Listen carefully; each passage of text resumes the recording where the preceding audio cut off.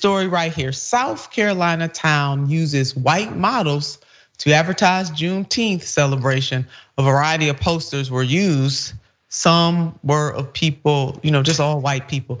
So, I remember seeing this when I read the story, and I thought, this can't be real. Somebody is this ain't right. I'm in the twilight zone right now. I know that folks wasn't putting white people and any other ethnic group on Juneteenth posters. I just know that wasn't happening, but it is true.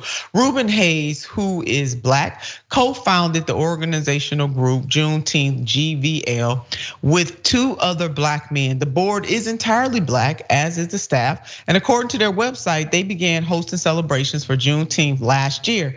Hayes on Thursday apologized for the banner and pointed out it was one of many designed in a bid to be inclusive. This reporting is coming from Daily Mail. Now listen, y'all, I understand inclusivity, but it should never go this far.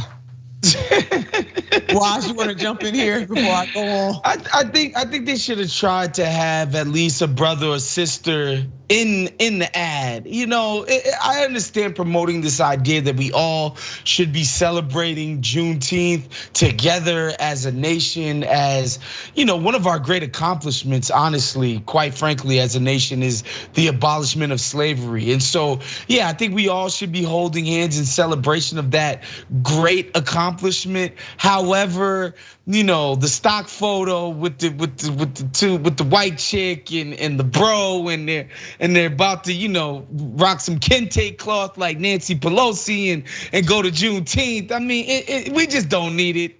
We don't need it. It could have been more tastefully done, for sure. No, we definitely don't need it. And let's some of the public's reaction. Let's go to Frederick. Here we go. Polite. South Carolina. You're going to whitewash the holiday of Juneteenth. It's an annual commemoration of the end of Black African slavery in the United States after the Civil War. Y'all messed that up. And then under that, the root, WTF, South Carolina city uses white models to promote Juneteenth celebration.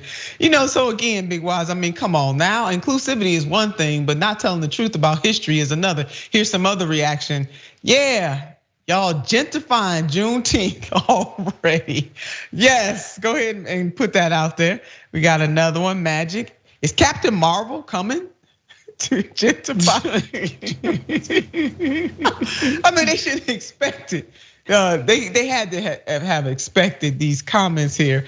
And the organizers, to their credit, they did apologize. Juneteenth GVL would like to offer an apology to the community for the presence of non-Black faces being represented on 2 flags representing Juneteenth.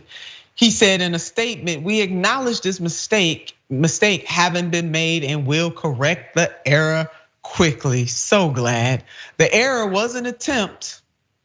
Now he's explaining why they did it. This error was an attempt at uniting all of Greenville and thereby a slight oversight on one individual's part that prevented us from fully embracing the rich potential and celebrating the depth of the Black culture through the message and meaning of Juneteenth. We take full responsibility for this misstep. Our dedicated team has worked tirelessly to curate remarkable Juneteenth experiences, and we anticipate a beautiful celebration that everyone will be pleased with and proud of moving forward. We are committed to ensuring that our events fully embrace the diversity, inclusivity, and the historical significance of Juneteenth.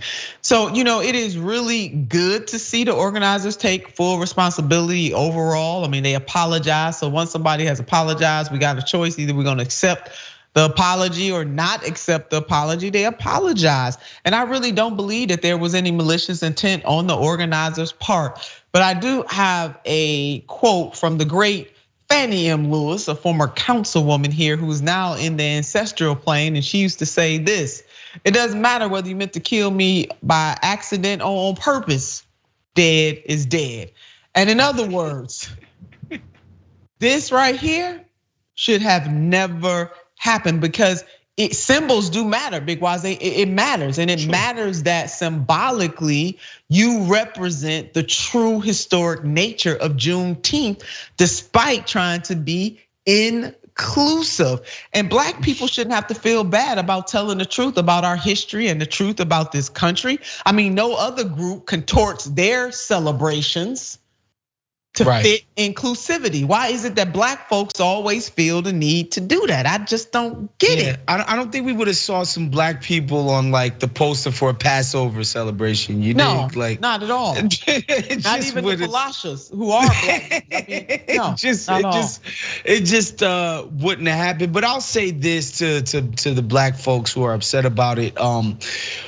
Once we take Juneteenth out of this thing that we're just doing amongst ourselves in celebration into we want to mainstream this thing, it's no longer in our hands or in our control. Like now white people or whoever else have the ability to quote unquote celebrate the holiday and get their hooks into it. And this is just the consequence of mainstreaming something. It's going to be clumsy and make you cringe at certain points, but I think going forward we'll get this right.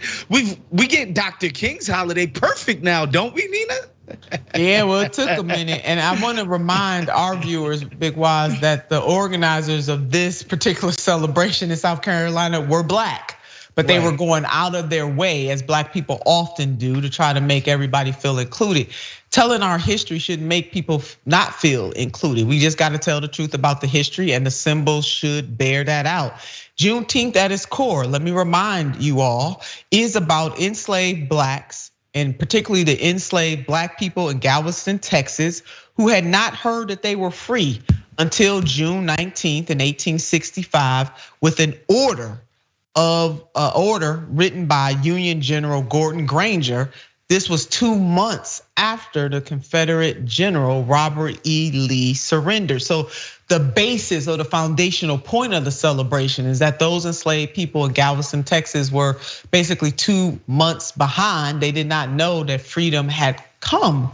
And they didn't have Twitter, they didn't have TikTok, they didn't have Facebook, they didn't have Instagram, they didn't have text message, baby. So it took 2 months for them to find out. And this is how this celebration really generated. And now it is, as Waz laid out, a federal holiday, and everybody is more than welcome to celebrate it. But baby, you got to celebrate it based on the truth of the matter. And this holiday is about the freedom struggle of Black people in America. And the history is significant, it is powerful, and it is necessary. And let me say again, Black history is indeed America's history.